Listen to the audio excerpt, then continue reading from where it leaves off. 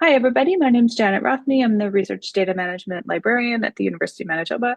Welcome. We're going to talk about some tools we have at the University of Manitoba today that have an RDM kind of connection.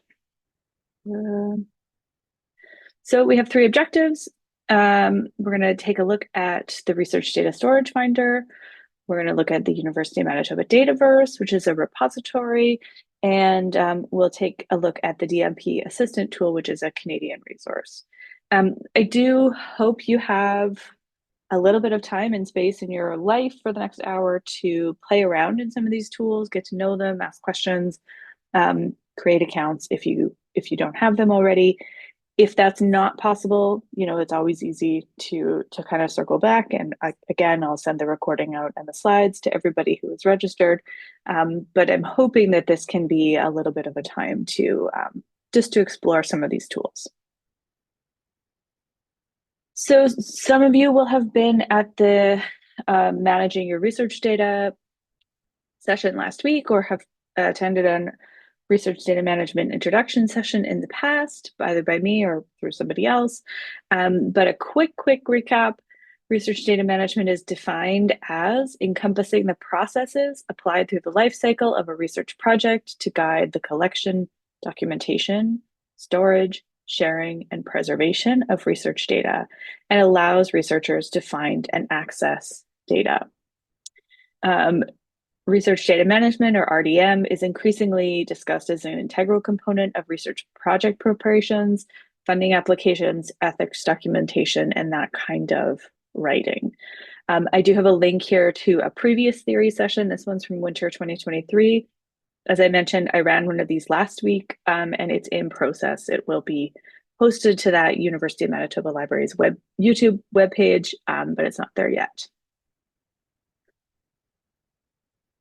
So as a first look, if you haven't been here before, this is the Research Data Management Libraries page.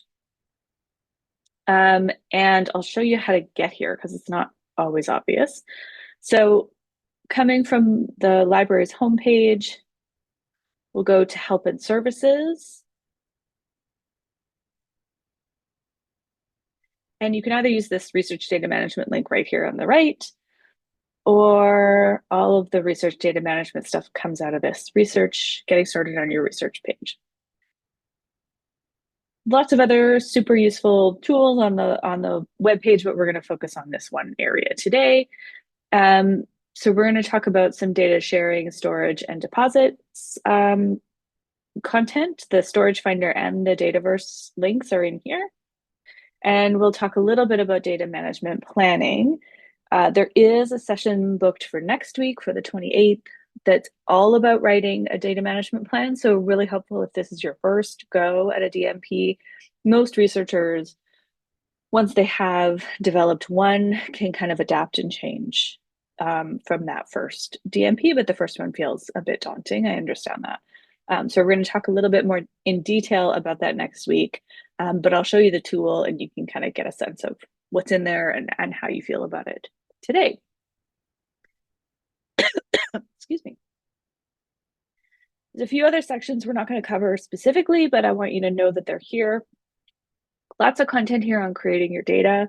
So files and formats, metadata and documentation, a little bit about finding data. So especially if you're generating some data of your own, maybe you're running a survey and you want to compare it to Canadian statistics, for example, you might need to find some of that literature as well. And we also have a data viz person here at the University of Manitoba Libraries who's great. So if you're in that mode, she might be somebody you want to talk to. I mentioned in the introduction session last week, there's lots of kind of RDM requirements building over time. Here's a link to some of the Canadian content related to those requirements. Some discussion about digital preservation.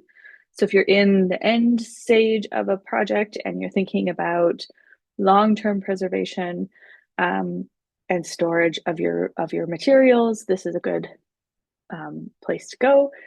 a link to book a consultation, talk to the Research Services and Digital Strategies team, which I'm a part of, find that upcoming workshops and recorded sessions.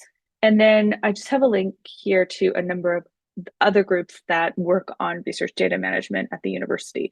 So it's not just us in libraries. There's a number of groups that are really very involved in research data management. And then at the very bottom here, I have the institutional strategy, which was developed with libraries, Office of Research Services, institutional strategies, all those kinds of groups, to kind of come up with a where are we now sort of document. And then now we're working on trying to solve some of the problems that we found, make things a little easier for researchers. So hopefully that content is useful to you. So we're going to work through a couple of these tools today. If you don't have a project in mind of your own, or if you find it, you don't quite have all the answers yet for that project, we can use this case study that I've developed. It's a campus food survey. So there's a couple links here. This goes to the manuscript draft, which is pretty simplistic. Basically, my conceit is the student associations and faculty associations have come together to do a survey on campus food, if people are satisfied or unsatisfied with their offerings. And then you can see at the bottom of the manuscript, there's a link to the data set, which is also listed here under Dataverse documentation. So we'll spend some time on each of these components, but you can kind of see how they all work together. So if you don't have a project in mind yourself, you can use this campus food survey to kind of answer and guide through some of these questions I'm going to ask you. If you do have a project that you're working on, by all means, spend some time kind of brainstorming that project of your own. So the first tool we're going to talk about is the Research Data Storage Finder. There's a direct link here. I'm going to just come to it from the Research Data Management Guide because I have it open. And this is what it looks like. Sometimes it takes a second or two to load because it's just kind of a different web framework.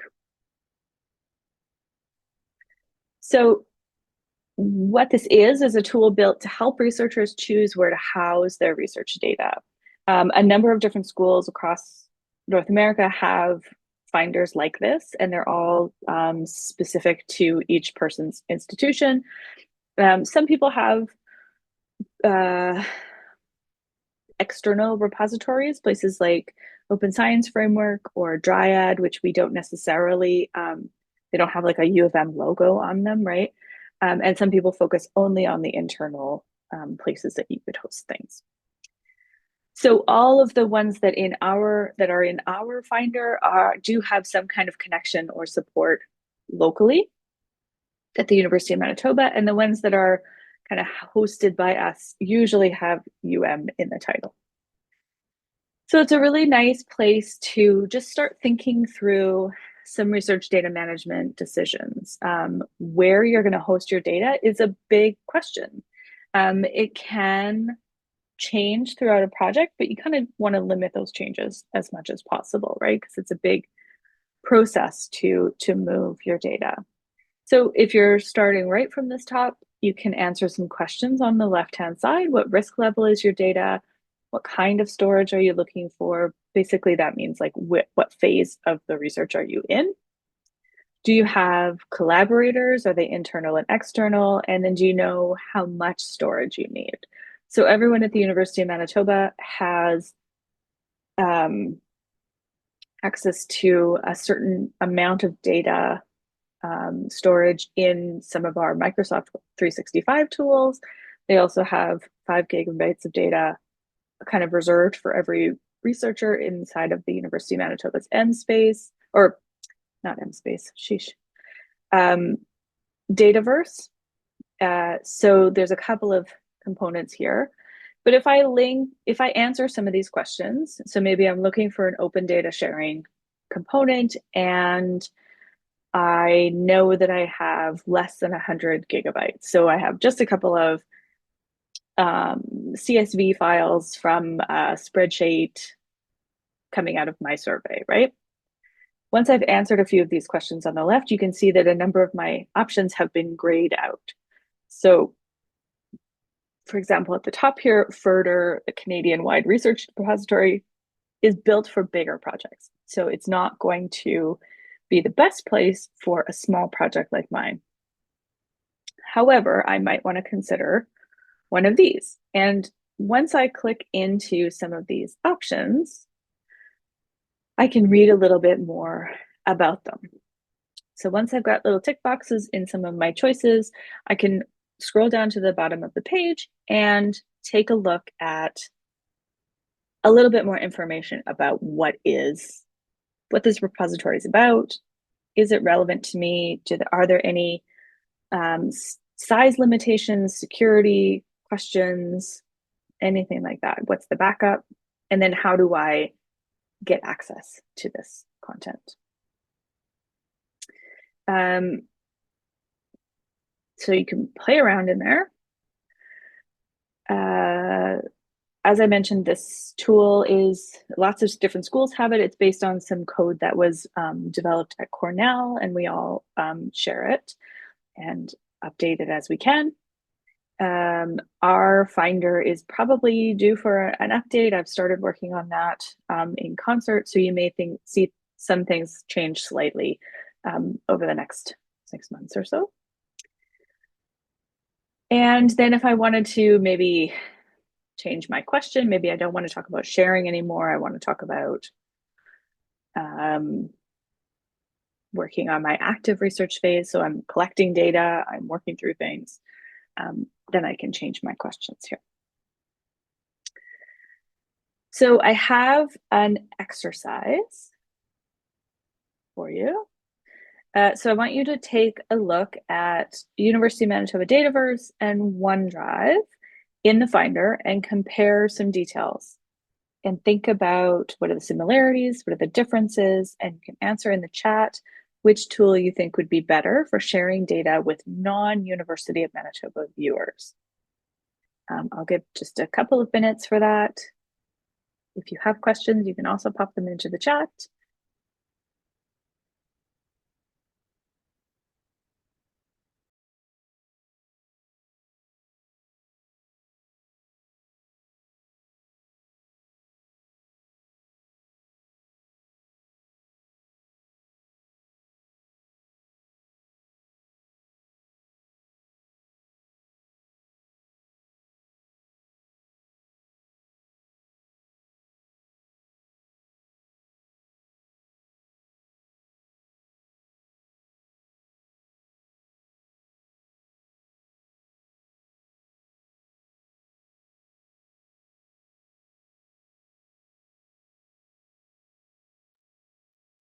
I'm going to walk through the example and then hopefully you guys can kind of weigh in on some choices. So I'm comparing University of Manitoba OneDrive, which we all have connected to our Microsoft 365 accounts, and Dataverse. So looking at these two, University of Manitoba Dataverse is part of Borealis and allows for the creation of multiple collaborative environments. Sounds sharing friendly, right? Provides scholarly data citations and can help with data requirements from publishers and funders. Researchers maintain full control of the data and can set restrictions on access as needed. Anybody who has a University of Manitoba email can access. OneDrive, as I mentioned, connected to our Microsoft 365. File hosting and syncing service is best used for hosting new data and research data that individuals want to move from their workstation drives or shared drives. So just from that description, there's less sharing terminology in the OneDrive content, right? You have more space in your OneDrive than in your University of Manitoba Dataverse space. You have 5 terabytes available to you versus 5 gigabytes. Security, so University of Manitoba Dataverse should only be used to store low-risk data with the intention of making some elements of that data open to the public. In the OneDrive, files can be shared, and that you can alter the editing rights of that content. So to me, I would consider University of Manitoba Dataverse a better place to store research that I want to share openly to non-University of Manitoba components. Colleagues, that's kind of what it's built for. There's lots of sharing language in the University of Manitoba Dataverse descriptions here. Whereas OneDrive would be more applicable to something like my preliminary documentation, my ethics applications, my funding draft, all of those kinds of stuff, my manuscript that I might only be sharing with a couple of people.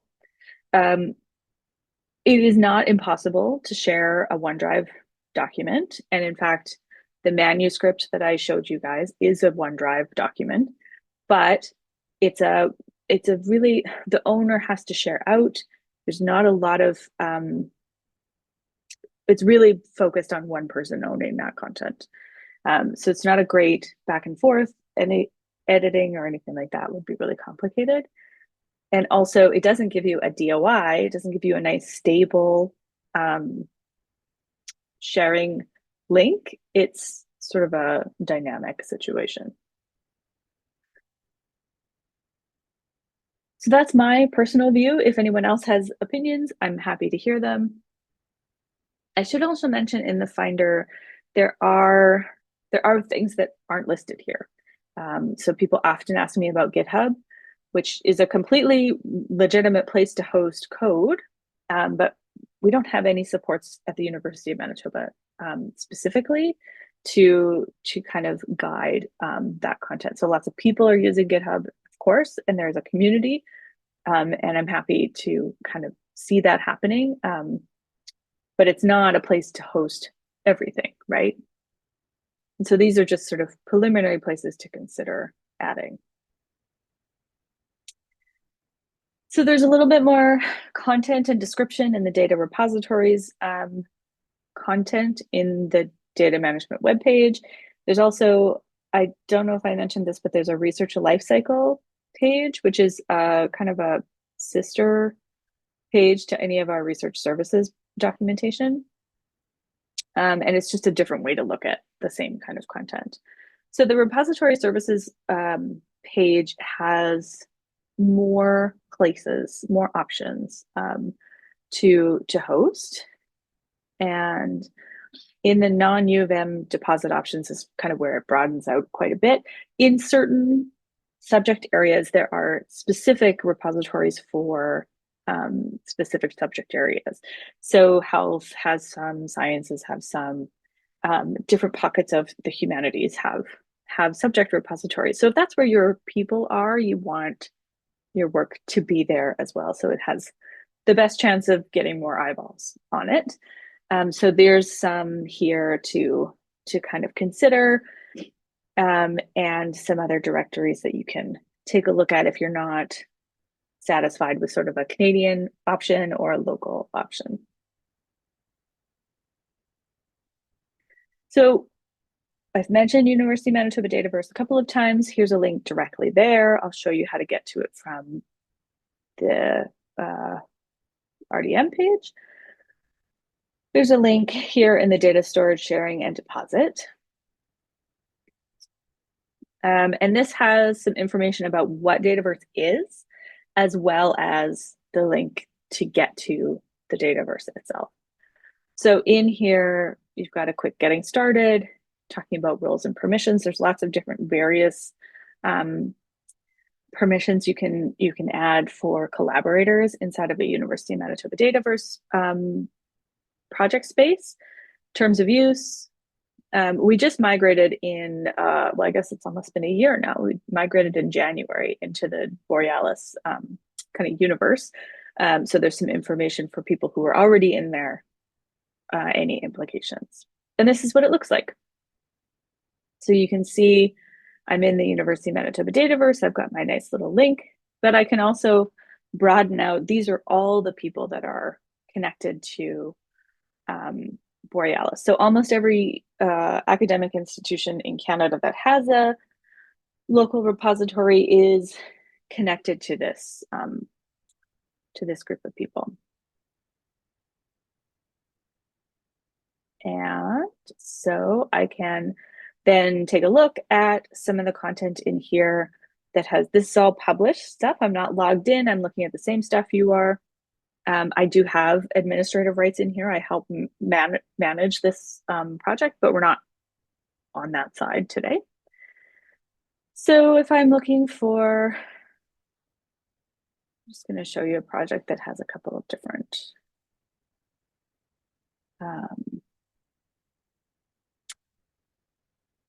so this is the project that was connected to a thesis. This is a quite common use of Dataverse. That's something for a thesis or something for a publication. You can see here I've got a DOI, which is a stable URL for a document. And then I can see here that they've posted their tabular data. They posted it in January. It's been downloaded 7 times. There's 21 variables and 2,750 observations in this file. I can get a little bit more description in the metadata. What we call metadata is basically data about data. So when you're uploading something to Dataverse, you will be asked these questions, and you can put in information, and everything that goes into a University of Manitoba Dataverse has a license attached to it. These are Creative Commons licenses, and if that's not a term that's familiar to you, there is some description inside of Dataverse, or you can just Google it. But it's ways to ask readers who are looking at your work that's been posted to kind of play by a few rules. So the most common one is this CC0, which means there are no restrictions. Anybody can use this content. CC BY is another very common option inside of our Dataverse, and that's like a citation, asking for a citation. So I'll back up just a little bit here. So the university, or the U of M Dataverse, is a Canadian hosted Dataverse repository. So there's actually servers in 3 different parts of the country, and they're all kind of backing each other up. As I mentioned, lots of institutions have a Dataverse. It's actually an open source software, and it was developed at Harvard, I believe, or the main North American hub is at Harvard. And so it's a corollary to MSpace. So if any of you have been through the thesis process or in it right now, where MSpace is a repository for publications, research publications, and also theses, University of Manitoba Dataverse is the data equivalent. So if you have, like the person I just showed you had a thesis in a Master's of Science project, and then they also had some additional data that they wanted to share, but isn't in their PDF package of their thesis, then you would link it from University of Manitoba Dataverse. And then those two components can be connected to each other by DOIs. So it's quite common to use Dataverse to share supplemental files, to house project files. There's actually lots of people who use our Dataverse as a project space. So they don't publish the work, but they connect their collaborators together. And you can connect and collaborate with colleagues inside and outside of the University of Manitoba. Just as long as one person has a University of Manitoba email address, they're kind of the admin person, and then we allow you to connect whoever you want. And as I mentioned, it's quite possible that those other collaborators, if they're Canadians, have Dataverse access from their own institutions as well. So we've kind of toured around a little bit already, but you can browse published data sets. There's also a search option, or you can limit to, if you're pretty sure that something was published in a certain time frame, you can limit down that way. You can see there's these 2 images that I sort of tags that I keep seeing. So the two connected circles are a Dataverse, and the pile of papers is a data set. So if I go into hydraulic fracturing, there's multiple data sets inside of this one project. So there's some kind of connection. Maybe the hydraulic fracturing MIAD is a research team, and then they've done multiple specific projects. That's what I'm gathering. I have not. I probably should have looked at this before, but I didn't. So that's kind of a nice, so you can have lots of things nested. And then inside of each data set, you can have lots of files. So if everything you're working on is related to the moose phase field, it might all just be inside of this one data set. You can have lots and lots of different file formats. It's very common to see spreadsheets and tabular data, plain text files, but it's also, we take MP3s and audio files and images, all that kind of stuff, as long as you are not contravening any kind of ethical, legal responsibilities you have. Question in the chat, and all of these sets are available for public use. Yes, so everything that's been posted to the University of Manitoba dataset that's been published, so these 187 results are available to view and use. There may be some content in here that is locked.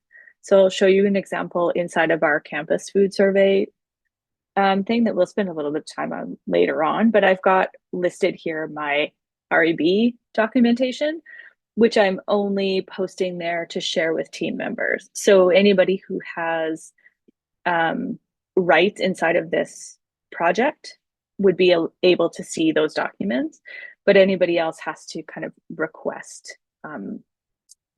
access from me, the owner. So it's not open, but they can see that it's part of the project documentation. I hope that makes sense. If you have further questions, please post them in the chat.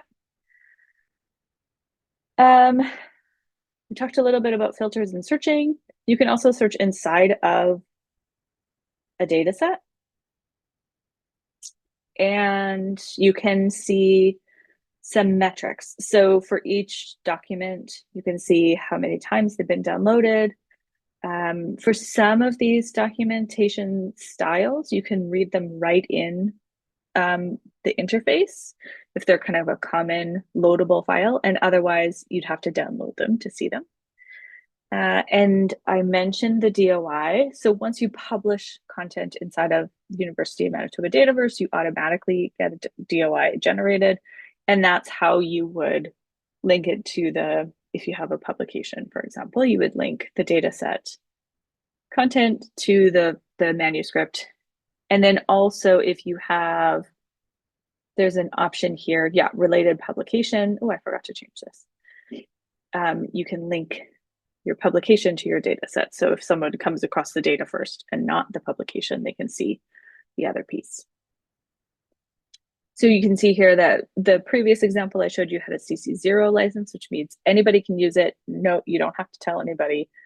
And mine, I'm asking for an attribution, CC BY.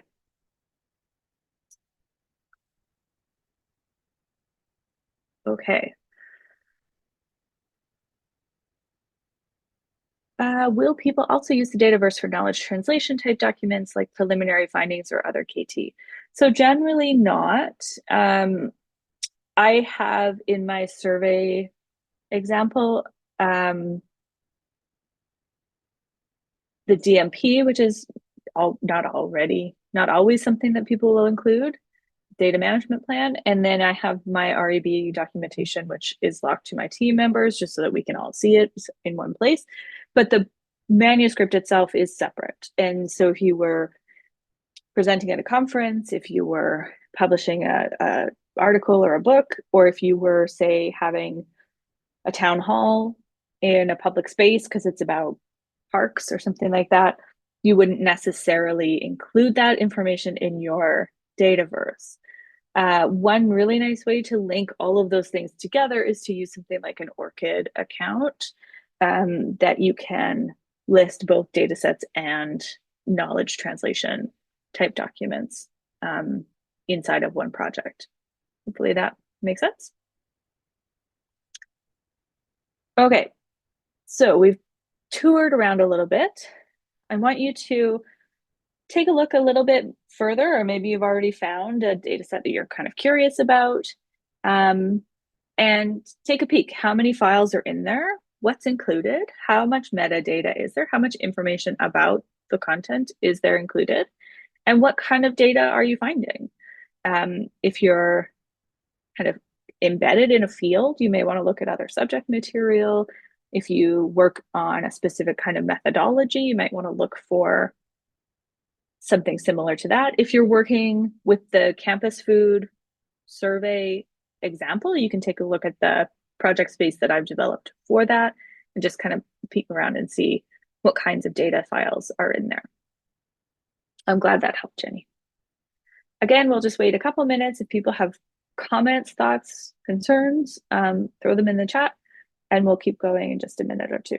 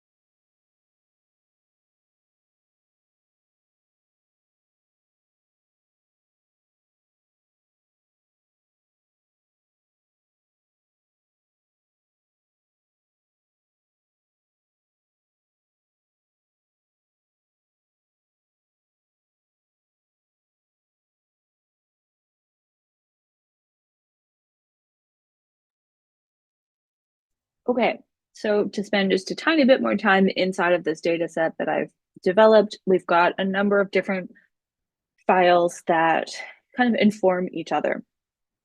So I have an example of the survey itself, which if you have opened it, it's very, very simple. I've also included a README template. So a README file is a way to describe the data that you've collected and how you've analyzed it. So if someone's interested in reusing your data, reproducing your data, understanding a little bit more about how you got from your hypothesis to your conclusions, they can kind of follow along in more detail. And then I have a couple of different versions of the data that's come out of my survey. So I've got the raw file here, I've got a cleaned file, and I've got an analyzed file. So if you've done any kind of research before, usually the raw file is a little bit hard to understand. Sometimes there's some missing cells or missing information, and that's what gets cleaned up between the raw to cleaned. And then you use the cleaned file to do your analysis, and that is usually sorting into categories of some kind, and getting closer to sort of making some decisions about, in my case in the survey, are people happy, are they not? Where do they eat their food? Do they have any other suggestions? Right? Moving down the list here, this campus food planning case, you can see in the description is a data management plan. So this is what our team planned to do for all the different components of our project. And we'll go through this in just a minute when we get into DMP Assistant. And then, as I mentioned, I've got my REB documentation. I think it's pretty common for everybody to have an application and at least one amendment, right? So those are there as well. So hopefully that gives you some sense of what is going on inside of a Dataverse and how you can use it. The flip side of that, if you've decided Dataverse is a place you want to get to, there are a few steps to getting set up. So that getting set up, this text here is a link to go into that Dataverse guide. It walks you through. Essentially, you need to first create an account. So if you click on login, and if you don't have an account yet, you can go to sign up. You have the option here to use your University of Manitoba credentials. If you do that, you get to work with MFA, which I know everybody loves, but it is a security measure, right? So if you're concerned about that, or if you're bad at remembering passwords like myself and all the rest of us, you can consider using that. If you use your U of M credentials, you will see it'll kind of walk through that process that you're quite familiar with.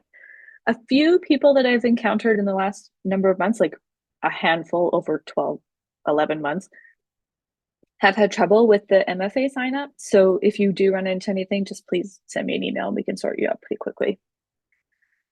So if you are working on your own project and you're looking to add data, you need to request a project space or access to an existing space.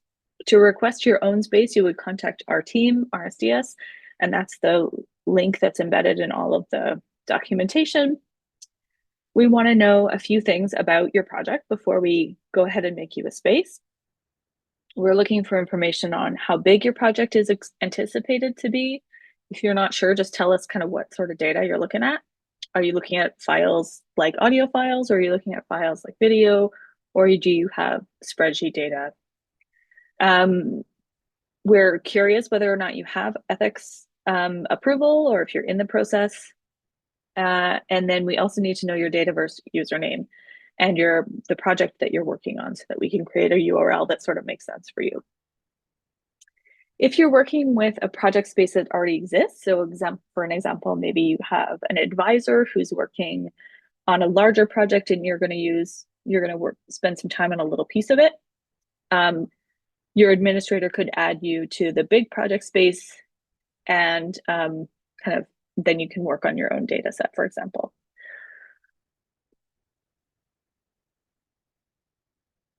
Once you have a login and a project space assigned to you, the only thing that really changes from a visual perspective. So right now, this is what I see, right? I've got links over here for contact and share. I can sort my content. Once I log in,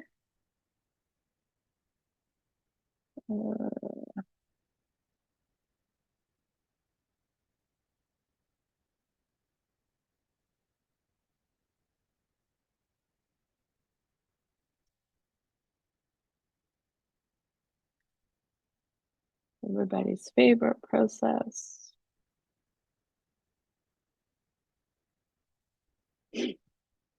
So I do, as I mentioned, I do have administrator access, so I can see lots of things that you might not be able to see, but this is standard. So I'm in my own project space, and I now have two buttons. I can add data, which is the big component. So if I want to add a whole new larger project, I'm looking for a Dataverse. If I'm looking for just a component of that project, I'm looking at a data set. And generally, we set up a Dataverse for you, and then you work with data sets, because otherwise you've just got a whole bunch of things nested. And in the edit feature, what I have here, this is something that you would only have if you have admin access to the project space, but you can, the most common thing that people need to do is add permissions, so add people and change their roles. So for example, maybe I'm going to add a colleague, and I'm going to give him one of these roles. And this is why everybody has to have their Dataverse account first before we can add them to project space, because otherwise I won't see them in the option list, right? So I'm not actually going to add anybody else to my project space. So when you are adding files to projects, I can show you this live.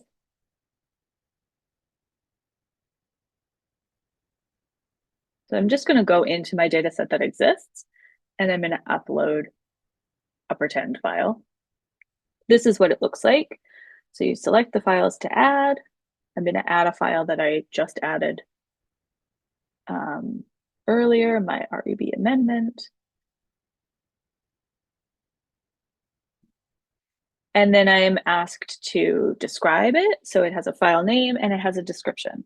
It is handy, I find, to use a really short description, especially if the file name isn't super descriptive, but also any words that come up in the description are then searchable. So if your Dataverse project gets really large, then people can use some of those terminologies to find the work.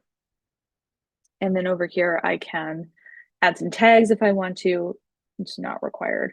And the other thing I can do is restrict content. So I'm going to not do this, but it's very simple. And also, if you have many, many files, so if you've organized your whole project, you're at the publishing phase and you're ready to go, you can just drag and drop all your files and describe them all at once. So your limit is 1,000 files per upload. I have never seen anybody get there. File upload limit is 5 gigs a file. The only time people run into this as a problem is if they're looking at video files. And tabular file ingest is limited to 476 megabytes. So if you are uploading lots of different spreadsheets, you might want to do them one by one. Lots of big spreadsheets.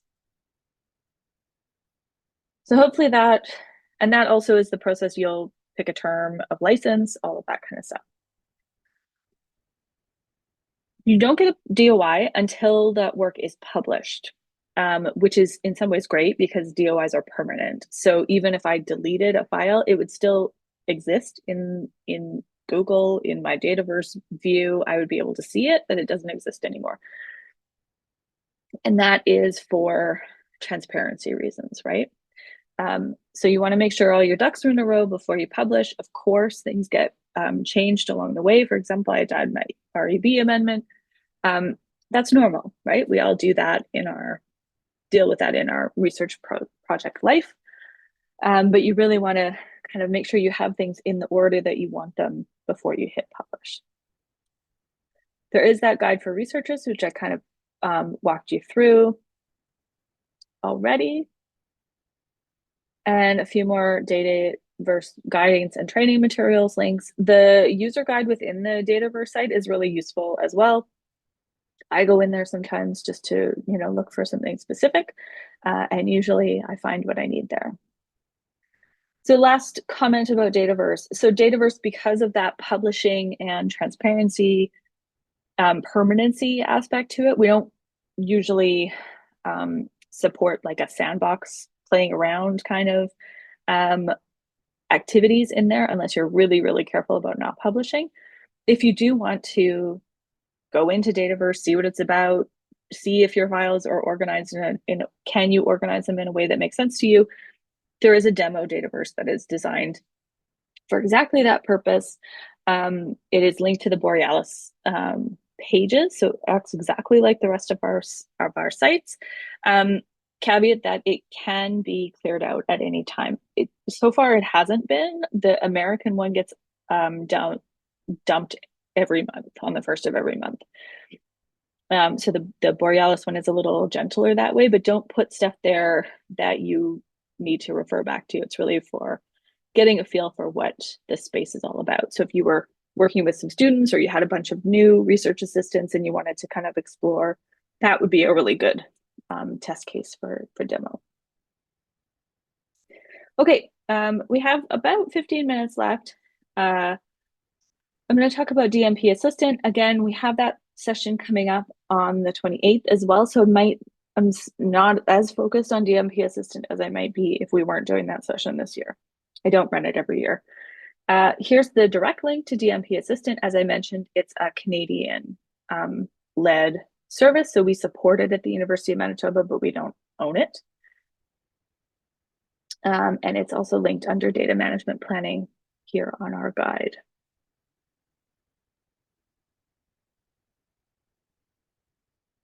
So a quick description, this is a Canadian resource. It is designed on open source software, open source platform.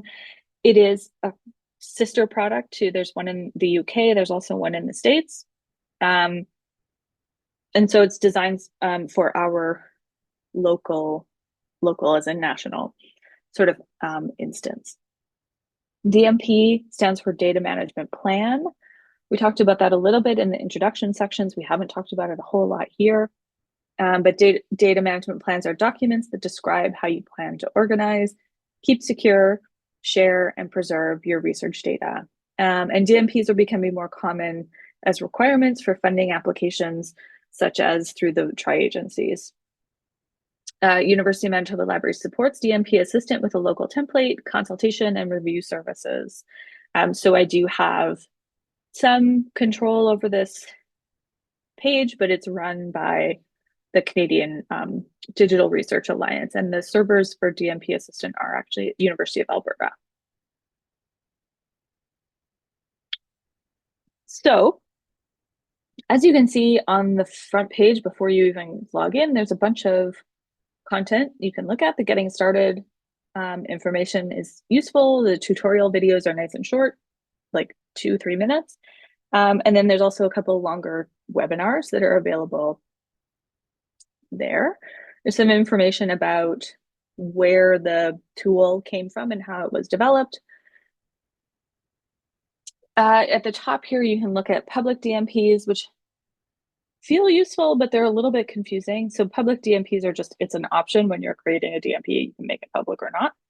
These aren't necessarily like the best DMPs. Sometimes they're made public so that they can be used inside of like a teaching example. What is useful is the DMP templates. So I've talked about these a number of times. The simplified template is the one that is very new. And so it was designed to think about those tri-agency grants that are starting to develop DMP requirements with application. You can look at a Word version or a PDF version just to get a sense of what it is. So it has 5 questions and a bit of terminology guidance text for each of those questions. And then there are some subject-oriented ones. So arts-based research, mixed methods, which is a really commonly used one, open science workflows, all of that kind of thing. The help information and who DMP is built for. So I'm going to sign in now. If you are interested, please sign in. You can also sign in with an institutional account or a social ID like your ORCID or your Google or your Facebook. Or if you don't have an account yet, you can create one. If you are creating an account, if you're considering creating an account, it is suggested that you use your University of Manitoba credentials. Oh man. It is not required. You can use a Google account or whatever you like, but you will miss some linked documentation if you don't have the U of M credentials in there. So this is my dashboard. Obviously, it's a little busier than yours might be.